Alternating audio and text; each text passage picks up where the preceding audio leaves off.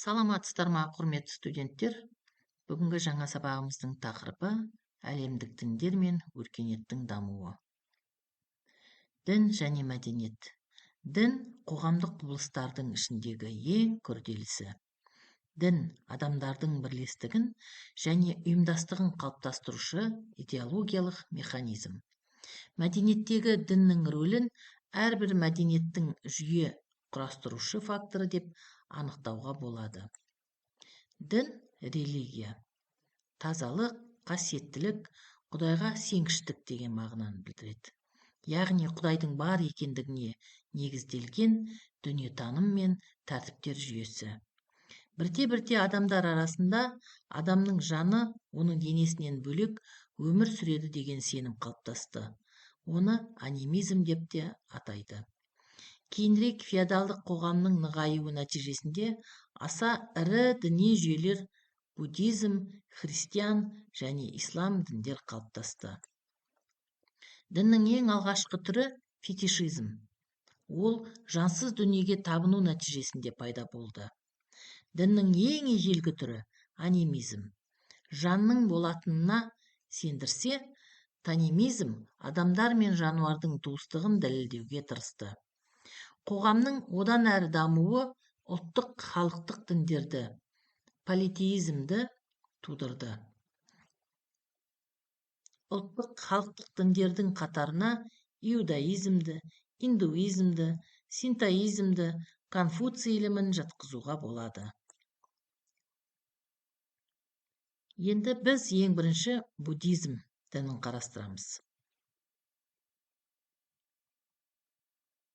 Будда діні Үндістанда, Бихар штатында біздің дәуірімізге дейінгі 6-5 ғасырда құл иеленушілік қатынастар үстемдігі кезінде пайда болды. Будда дінінің алғашқы кезеңінде адамдардың ауыр тұрмысын, олардың әлеуметтік жағдайына қарамастан рухани теңдік жолымен түзетуге тырысушылық тән еді.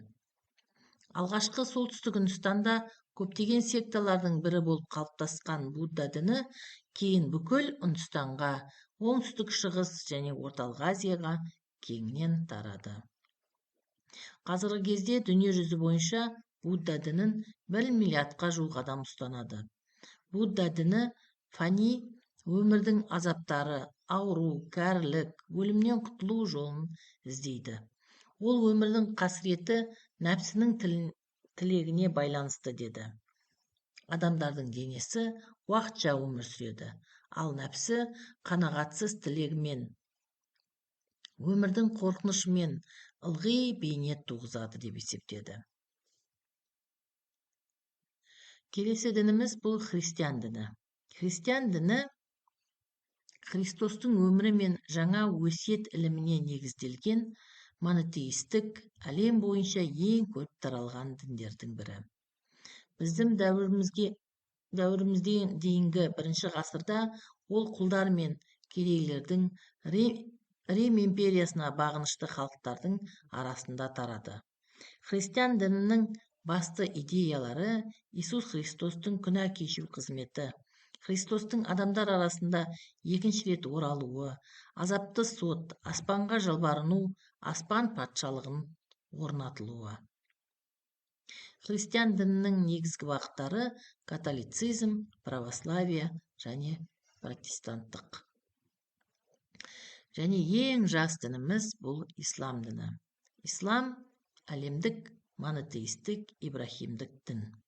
Ислам сөзі бейбітшілік, бойынсыну, бағыну деген мағынаны білдіреді. Ислам дінінің ұстанушысы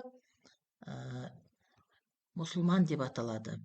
Ол біздің дәуірімізде, яғни 7 ғасырда Арабияда басқа діндерден бөлек әлеуметтік жағдайда қалыптасқан еді. Ислам діні Азия мен Африка халықтарының арасында кеңінен тарады.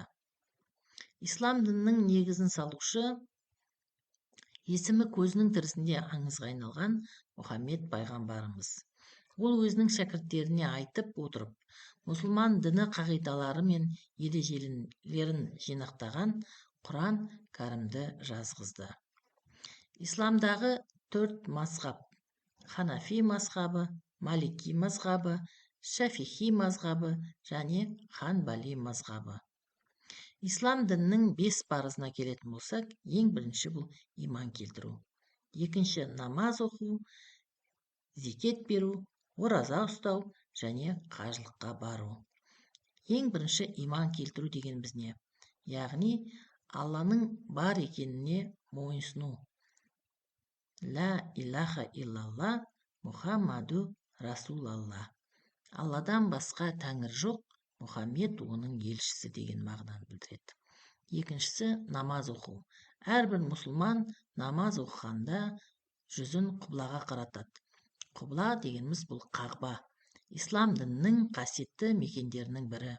Дүние жүзіндегі барлық мешіттердің михрабтары осы жаққа бағытталған. Қағба тас мәрмәрдан жасалынған. 15 метрлік биіктегі кубтан тұрады. Қағба тасы Кисуа деп аталатын қара матамен қапталған. Кисуаның шеттеріне алтын жіптермен Құран сөздері жазылған. Қағба мұсылман әлемінің орталығы. Келесі ораза ұстау. Ораза арнайы ниет ете отырып, таңның атысынан кештің батуына дейінгі уақыт аралығында тамақ ішуден бас тарту және басқа да шариғатта көрсетілген талаптарға сай артық істерді жасамау дегенді білдіреді. Зекет сөзі араб тілінде көбею, өсу, тазалық деген мағыналарды білдіреді. Ол мұсылмандардағы тек дәулетті, бай кісілерден талап етілетін салықтың түріне жатады. Және ең соңғысы қажылық. Қасиетті жерге зиярат ету дегенді білдіреді. Мұсылмандар қажылық айлары деп аталатын арнайы уақытта Мекке қаласына сапар шегеді. Бүгінгі тақырыбымыз осы. Келесі кездескенше сау саламатта болыңыздар. Назарларыңызға рахмет.